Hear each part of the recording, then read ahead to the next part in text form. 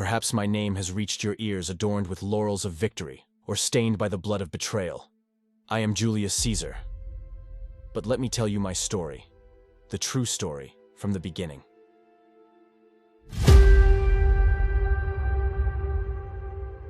I was born into the genes Julia, an ancient family tracing its lineage from the Trojan prince Aeneas to the very goddess Venus herself. The year of my birth, 100 BC, Rome was a cauldron of ambition, conspiracies, and above all, opportunities. From a young age, I felt a burning desire for honor and glory.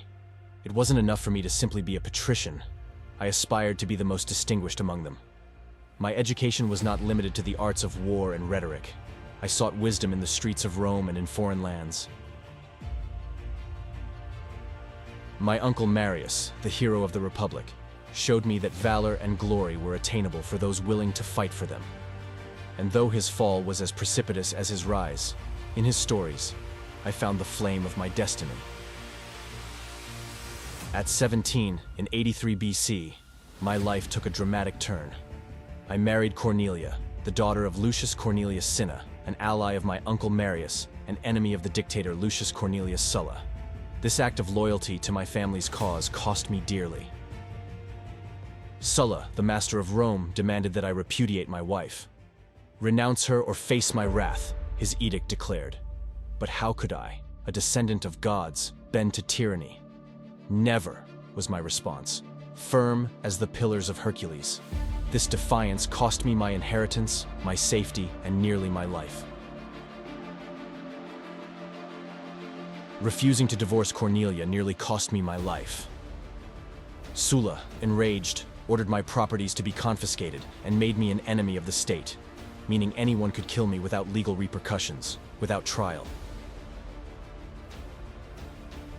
I was forced to flee the city, but neither exile nor death could stop destiny. It was in adversity that I found my true strength. In exile, far from my home and my young wife, I dedicated myself to military service. I learned the art of war in Asia Minor. Under the command of the governor of Asia, Marcus Minucius Thermus, I participated in the siege of Mytilene in 80 BC, where I earned a civic crown, an honor given to a soldier who saves the life of a Roman citizen in battle. My victories began to forge my reputation, but fate, cruel and whimsical, had other plans for me. The news of Cornelia's death struck me like a devastating blow.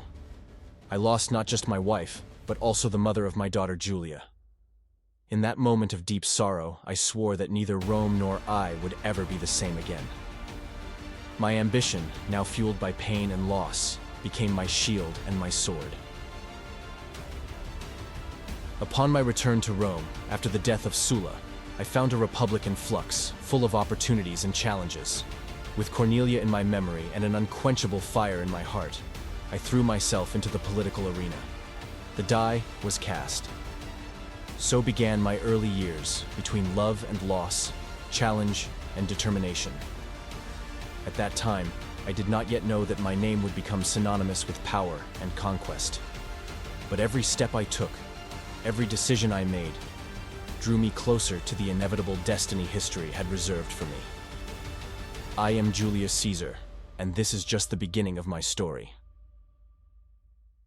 If you want to learn more about my story, like and subscribe to the channel. In the next episode, I'll reveal how fate threw me into the clutches of merciless pirates. Surviving? That was just the beginning.